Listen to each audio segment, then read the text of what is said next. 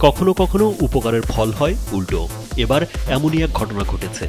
একটি বানরের ওপর বৃষ্টি পড়ছিল। পাহাড়ি এলাকায় বৃষ্টি হয়, কোথাও যেতে পারছিল না এই প্রাণীটি। তার এই অবস্থা দেখে এগিয়ে আসেন এক তরুণী। তিনি বানরকে সাহায্য করতে তার রংধনু রঙের ছাতাটি বানরের হাতে ধরিয়ে দেন।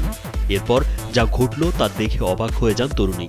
বানরটি ছাতা ধরার সঙ্গে সঙ্গেই এটি বাতাসে উঠতে শুরু করে।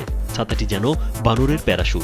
বানরটি বাতাসে দুলতে দুলতে উপরের দিকে উড়ে যায় এবং কিছুক্ষণের মধ্যে ক্যামেরার বাইরে চলে যায়। ভিডিওটি দেখে মিশ্র প্রতিক্রিয়া জানিয়েছেন নেটিজেনরা।